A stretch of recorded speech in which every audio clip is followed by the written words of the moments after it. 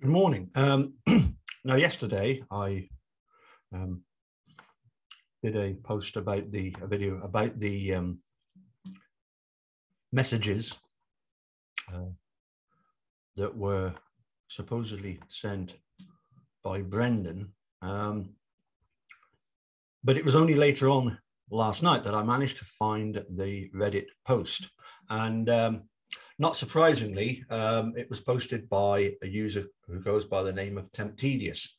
And I'm not surprised that it's an excellent article post, because I'm sure that we've come across, I remember various other posts by Temptedious about this, about the making a murderer case. And so I'm just going to read through. It's going to take quite a while because it's a very long article, but I think it's worth going through the whole lot. As I say, because it is so good. Okay, so crime theory. The state discovered instant messages sent from Brendan's Messenger account mentioning unique details of the crime. Bert and Ernie questioned Brendan about these messages on the 5th, on May the 13th, 2006, without realizing they were actually sent by Bobby, who was using Brendan's account. Introduction. Zellner, working a bit faster than I anticipated, recently confirmed she will be filing a new 97406 petition, quote, very soon. Before she does that, I have a few theories I wanted to share or build upon, specifically theories that might bring us much closer to the truth of what happened to Teresa. As an example, I've previously suggested that Kathleen Zellner found photos on Bobby's computer of Teresa being subjected to crimes. If true, this would narrow our options dramatically regarding the guilty party. Building on that theory, I've also begun to question if the state discovered messages on the Dassey computer mentioning unique details of the crime. In this post, I will explore a theory that Bobby Dassey discussed his role in the crime or cover-up online while using Brendan's account. When these messages were discovered, they caused some confusion among lead investigators who originally thought that those messages were sent by Brendan, not yet realizing Bobby would switch between his own account, Blaine's and Brendan's account when using Messenger.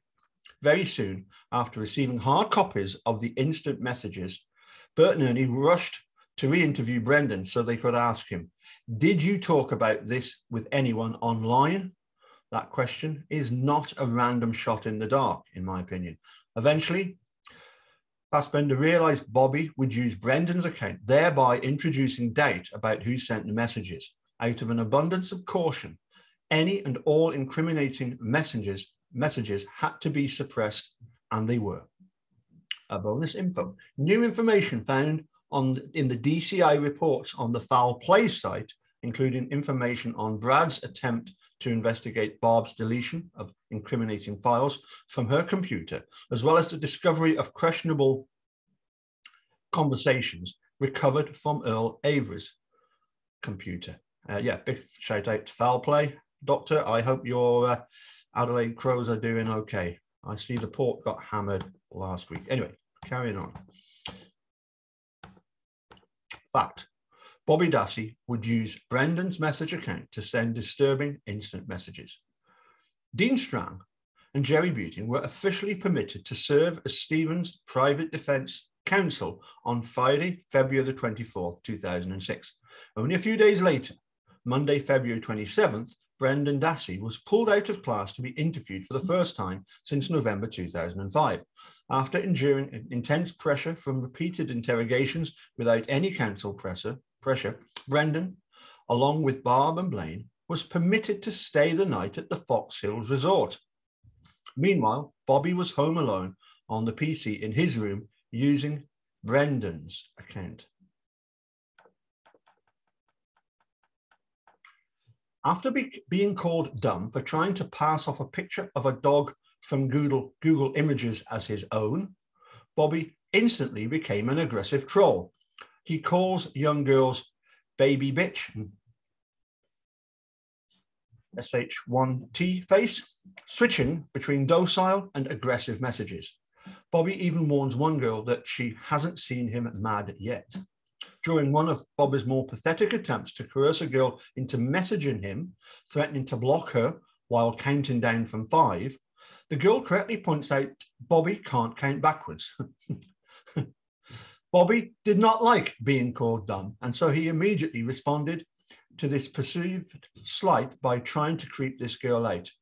We're going to play a game, and we're going to play it by my rules. Why don't you meet me at a warehouse? I'll be that guy on Saw. When questioned about the messages, Bobby blamed his brothers, even though he was home alone. Saw 2 came out only days before Teresa's death, and the deleted file from the Dassey computer was titled Saw 2, potentially revealing someone looked up information about the movie online.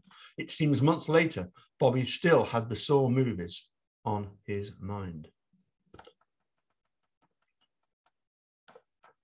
Conclusion, these February 27, 2006 messages were sent from Brendan's account, but they occurred at a time when Brendan was nowhere near the computer and Bobby was home alone. In my opinion, Kathleen realized these instant messages as a way of laying the groundwork to argue Bobby engaged with a dark and disturbing method of trolling young girls online using Brendan's account. From there, it's an easy leap to say any incriminating messages sent from Brendan's account should be investigated as potentially being sent by Bobby. Fassbender seized the Dassey computer because he was told that Brendan's message account was active before and after October the 31st, 2005. Where are those messages sent from Brendan's account, and what did they say? On April 20th, 2006, Fassbender was told by Candy and Marie Avery that Brendan's message account was active and being used to send messages before and after Halloween 2005. One day after learning this information, Fassbender wrote up an affidavit requesting to seize the Dassey computer because he believed the messages sent from Brendan's account might be relevant to the Teresa Holbach homicide investigation.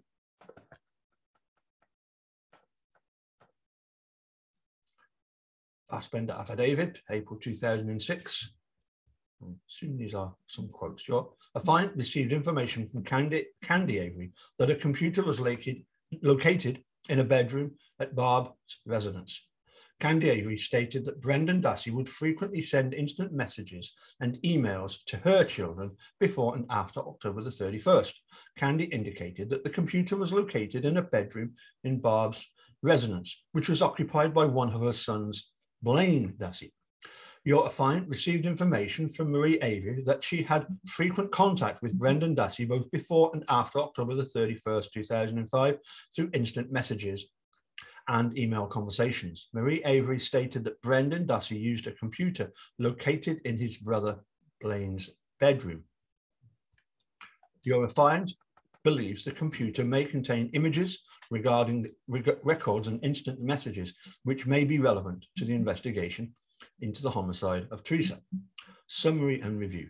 First things first, crime scene video demonstrates the computer was kept in Bobby's room, not Blaine's room, and Brendan did not share a room with Bobby, but with Blaine, something investigators already knew, driven by the Dci report. More importantly, both Candy and Marie claim Brendan used messaging before and after October 31st, 2005. Fassbender states that those instant messages may be relevant to the investigation into the homicide of Teresa Holbach. I agree. Instant messages sent on or around the time of the murder would be crucial. So why haven't we seen any of those messages? The next section, Barb's attempt to obstruct Fassbender's seizure of the computer reveals her consciousness of guilt. In my opinion, she knew something was on the computer that would incriminate Bobby. I must just point out at this point that I'm not sure about Barb's involvement in all of this. It could just be that she is simply a mother that cannot believe that any of her sons would be involved in anything illegal. But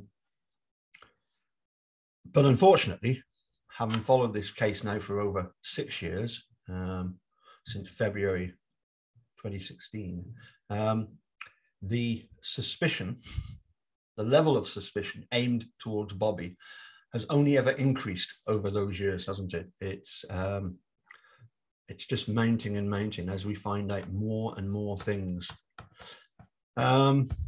Anyway, the same day that Fassbender wrote the above affidavit, April 21st, he showed up to Barb's trailer to seize the computer. Barb wasn't home, and so Fassbender called her to inform her he had a warrant and was going to seize the PC. Barb rushed home, skidding to a stop outside her garage, and ran inside the house, where she immediately and quickly made her way to Bobby's room and attempted to obstruct Fassbender's seizure of the device by pulling wires and cords out of the computer. Don't know what she thought that was going to do until Fassbender yelled at her to stop, and Blaine convinced her to turn over the computer. Obviously, Barb's actions reveal an intense consciousness of guilt. It's amazing to me she was never grilled about her actions. Just imagine if Stephen tried to obstruct the seizure of his own computer in the same manner Barb did.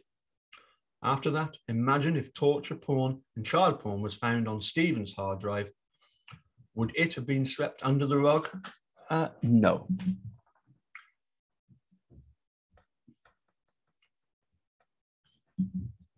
About 3 weeks later, May the 11th, 2006, Fassbender received the results of the forensic examination on a CD report revealing the torture porn, child porn.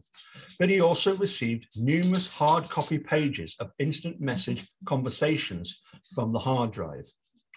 Note that the instant messages are the only thing Veely decided to print out a hard copy of.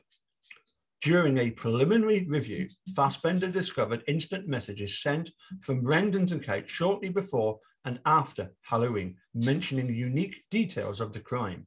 Messages revealing a plan was made, messages about getting drunk or high before the attack, and messages revealing they took photos of Teresa during or after the attack.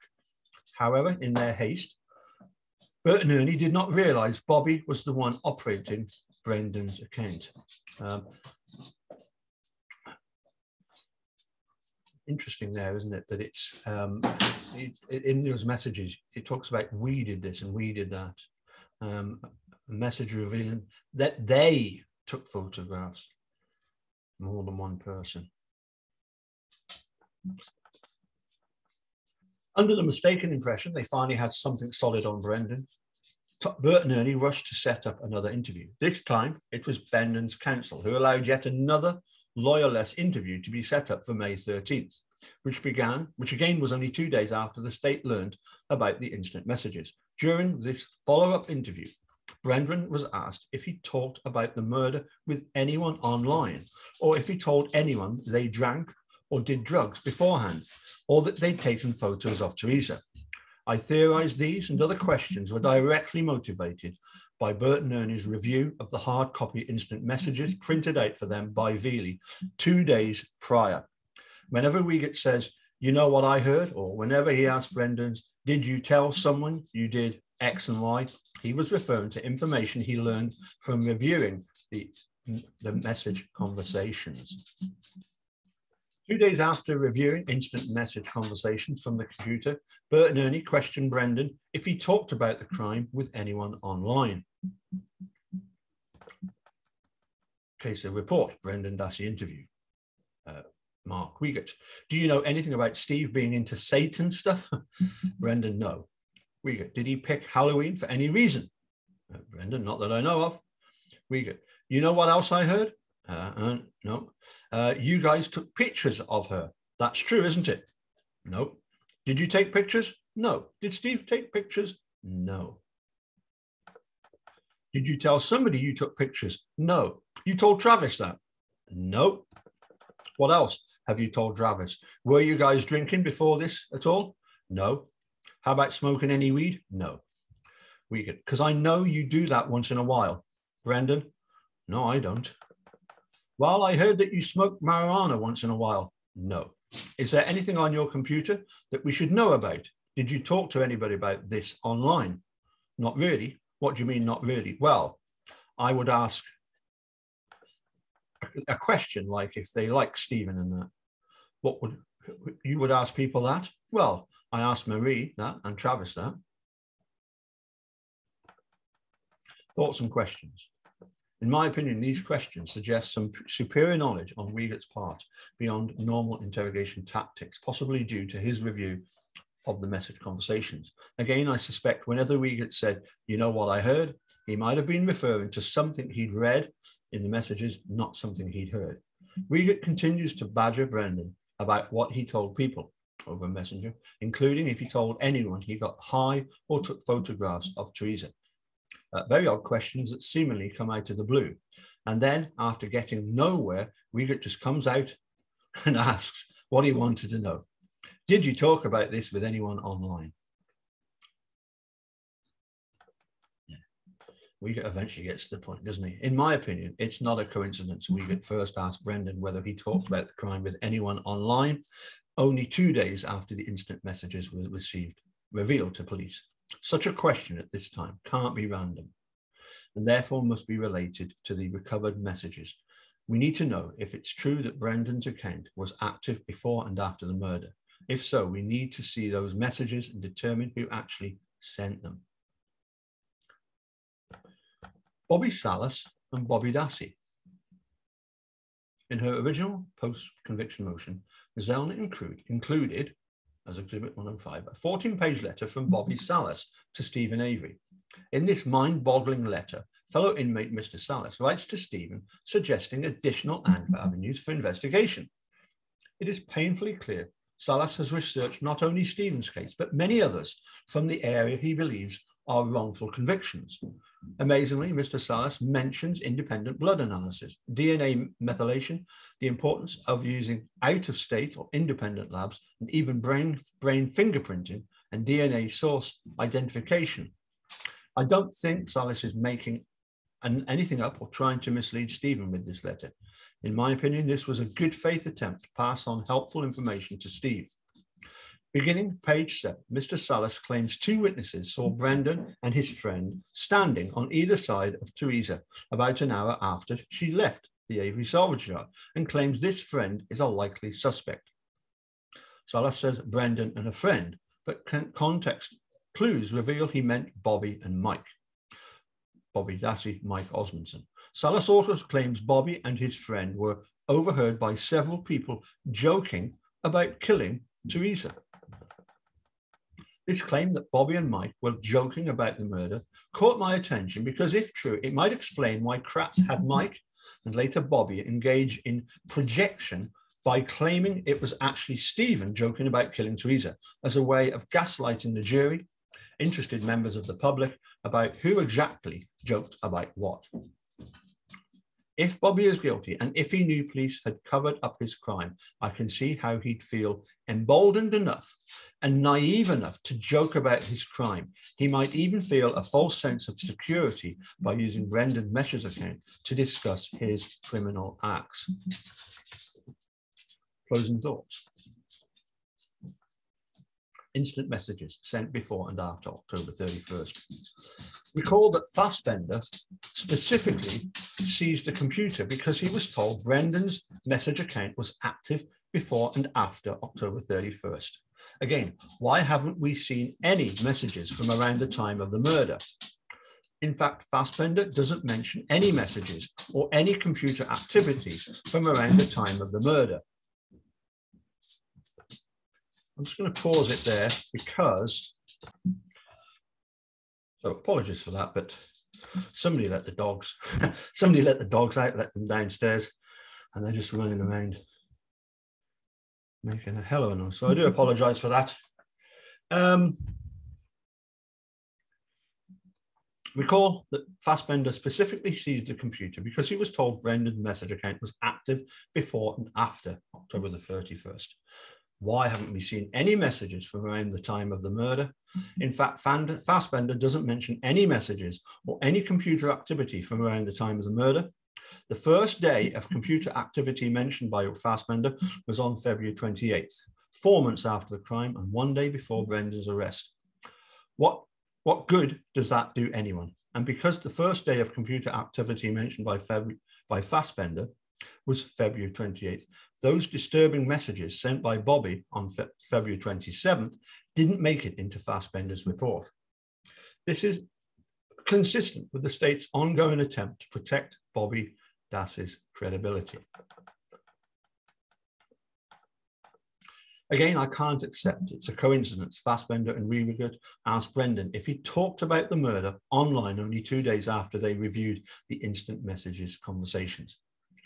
In my opinion, those two events reveal a causation, not just correlation. In conclusion, if there were any instant messages recovered from the PC before, on, or shortly after Halloween, we can assume said messages were not mentioned by Fassbender because they did not help the state's case, exactly like the February 27th messages. It also came undone. It almost came undone when Dean and Jerry told Kratz via email they wanted Veely to testify about what they thought was Brendan's computer if Brendan was going to testify against Stephen. And that, in my opinion, is the real reason Kratz dropped Brendan as a witness, to manipulate the defense into stipulating away Veely's testimony. It worked. Yeah, I'm not sure if that was the main reason. I think Kratz realized that there was no way they were going to be able to use Brendan's confession against Steve. Not that after he'd recanted it. We only know, but obviously that's another thing that sort of stacked up and helped Kratz to make that decision. We only know about the February 27 messages thanks to Zellner. As noted, I suspect she included those messages as a way of laying the groundwork to argue Bobby used Brendan's account. Further, unlike the state, Zellner actually revealed some PC activity from before October the 31st and on October the 31st, including troubling searches for images depicting rape and paedophilia, deleted internet history, records leading up to the day of the murder, and internet connections, deleted records on the day of the murder that impeaches Bobby's testimony regarding what he was doing before Teresa arrived.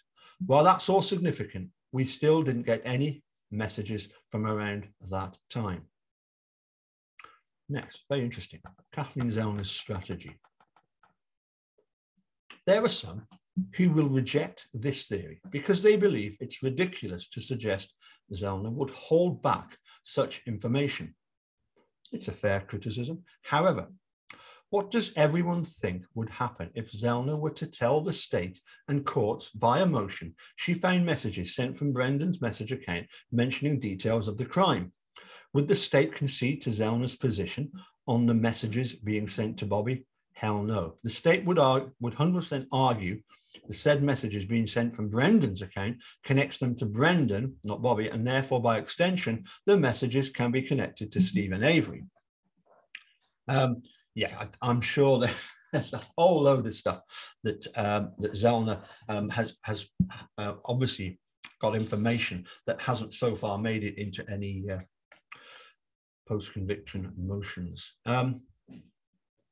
This is something Kathleen would want to avoid at all costs. In order to lessen the impact of such an argument, Zellner, before revealing the instant messages, wanted to firmly establish Bobby was the primary user of the computer, that he was the one looking up torture porn and child porn, and that he would use Brendan's message account to send troubling instant messages to young girls.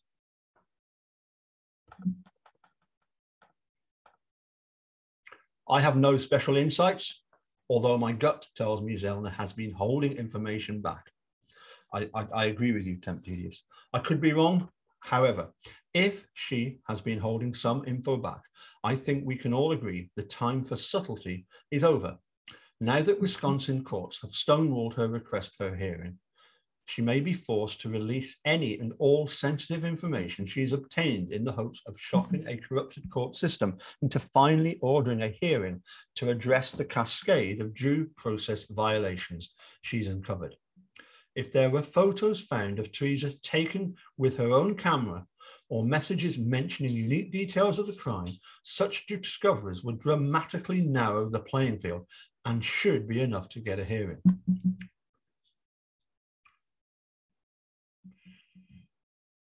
Bobby used Brendan's Messenger account and mentioned unique details of the crime. Bobby used Brendan's account on February 27th, 2006 to send disturbing instant messages to young girls. Without doubt, we can establish Bobby used Brendan's account to send disturbing messages. After Brendan's arrest, Fassbender seized the Dassey PC because he was told Brendan's message account was active before and after October 31st. Fassbender thought said messages might be relevant to his homicide investigation. I agree. Any messages sent around the time of the murder would be critical. So why didn't Fassbender mention any such messages in his report? That was the entire point of seizing the computer. Detective Veely gave Fassbender hard copy pages of instant message conversations, along with a CD report detailing images recovered, websites visited on the PC. Just 2 days after receiving the hard copy pages of instant message conversations, Bert and Ernie went to interview Brendan and asked him if he talked about the crime with anybody online, and a slew of other questions that, in my opinion, were motivated by their review of instant messages sent from Brendan's account. Did the state find messages sent from Brendan's account discussing unique details of the crime? I believe it's possible. Eventually, Fassbender realized Brendan couldn't have sent the messages connected to his account. A disturbing truth was revealed. Bobby sent the messages mentioning the crime, not Brendan. As a result, Fassbender totally avoided including any messages or computer activity in his report from the time of the murder. To protect Bobby from being incriminated, Fassbender and Kratz suppressed the torture porn, child porn, and incriminating instant messages sent from Brendan's account via late and deceptive disclosures in an attempt to circumvent their Brady and Denny requirements. It almost came undone when Dean and Jerry told Kratz via email they wanted Veely to testify about what they thought was Brendan's computer if Brendan was going to testify against Kratz. Stephen Kratz knew he had to drop Brendan as a witness to manipulate the defense into stipulating away Veely's testimony. It worked. Bonus information from Dci Reports. Dci Reports revealed Brad Dassey did more investigation into Barb's deletion of files than the entire state of Wisconsin. Good old Brad. We previously knew Brad Dassey told Zelma he would testify Barb had the computer formatted previous to it being seized by law enforcement. Brad claims after the formatting occurred, Barb was concerned it didn't remove what she wanted removed. A newly released DCI Reports reveals Brad told the district attorney about Barb wanting to delete files. Which district attorney? My first thought was Kratz. Who else would it be? Surprise? No one followed up on Brad's tip about Barb deleting files, so he ended up doing his own investigation and discovered a man with the last name Connelly advised Barb to go to Milwaukee PC to get her computer formatted. Surprise? No one tried to verify if the information gleaned from Brad's investigation was valid. If it wasn't clear before, it is now.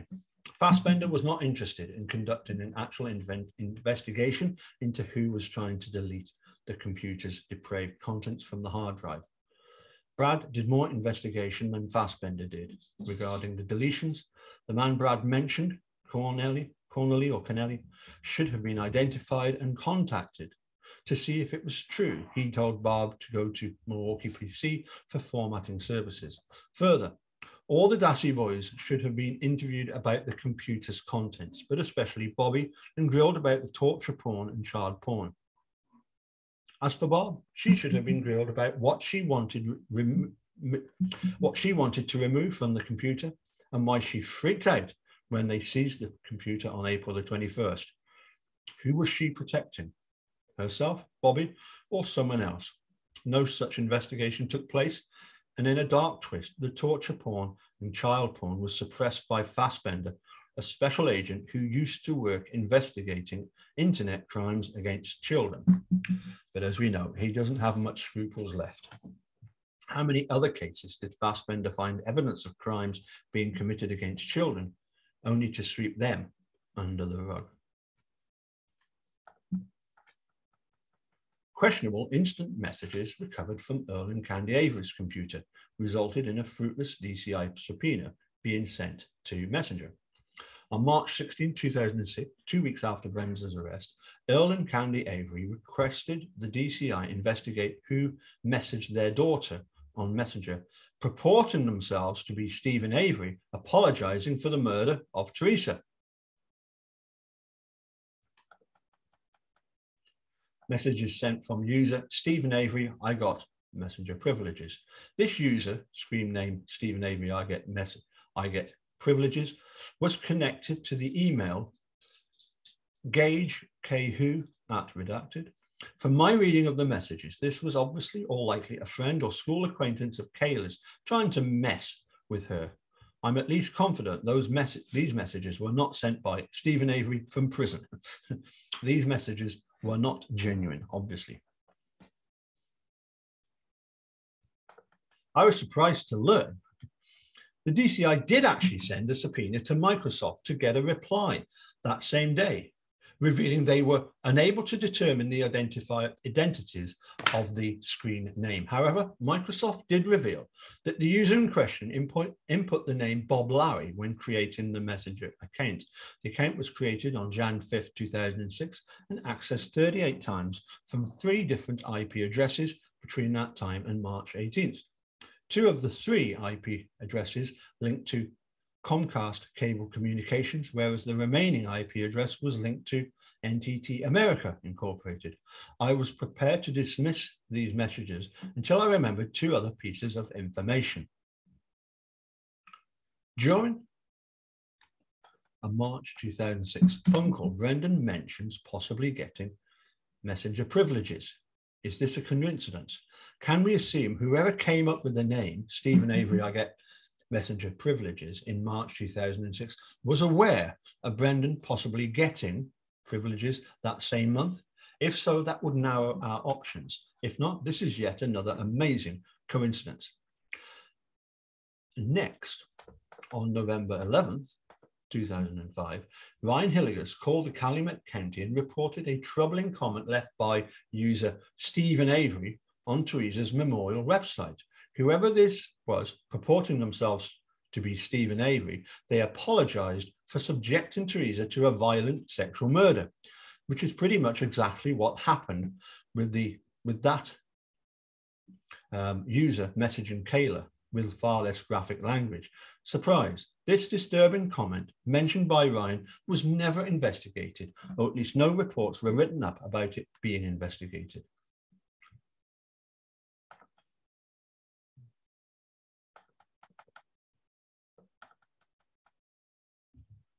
So, was this the same person leaving comments and sending messages, purporting themselves to be Stephen Avery, apologizing for having killed and raped Teresa? Probably not. Likely it's just 2 random trolls acting independent of the other. However, as always, my real problem is the lack of investigation, preventing us from determining the actual worth of this information.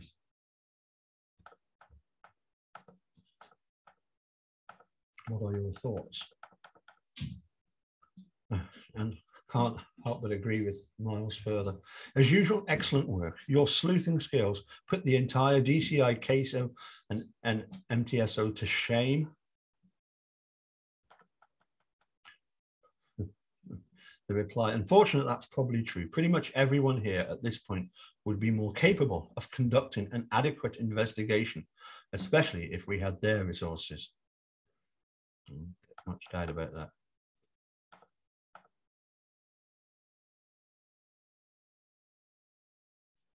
More importantly, both Candy and Marie claim Brendan used Messenger before and after October 31st. Fassbender states those instant messages may be relevant to the investigation into the homicide.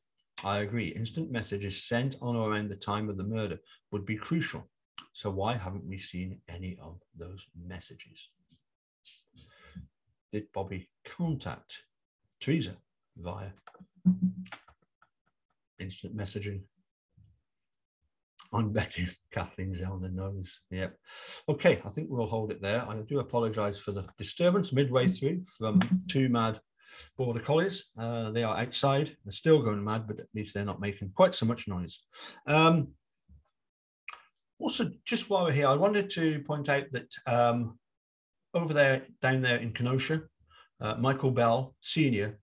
is still pressing as hard as he possibly can to get the bullet that killed his son, to get it, to test it, and to see if it's the same bullet that hit the garage door, because that would confirm, obviously, the sort of angle at which the bullet was fired at. And he's receiving, obviously, all kinds of obstruction. You know, the usual suspects at the top of the tree, the Brad Schimmels, Josh Crawls, they don't want any further investigation of that particular case, just as much as they don't want any more investigation into Stephen Brendan's case. And certainly one wonders what would happen there in Neenah if the Michael Bell shooting was reinvestigated. Hopefully there would be a look at the Michael Funk execution by Hoffa. Anyway, it's a beautiful place in the world, you know, Manitowoc and Calumet and Wisconsin in general. It's just a shame that they've got such corrupt people in charge of law and order and the legal system. Anyway, apart from the good guys that come and chat with us, like the Rob Bellings and Michael Cicchini's and the Jerry Butings of the world. Anyway, so I thought that was very, very interesting, that Temptedious report. Excellent stuff.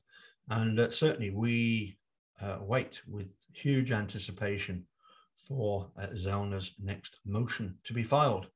And as soon as we get that, well, we can all get stuck into reading what she's put in it. Okay, I think I've haven enough for today. Although I'll probably do the next part of the chat with Eric Jose and Richard Leo, Professor Leo. Probably do that one tomorrow. Okay. Catch you soon. Bye for now.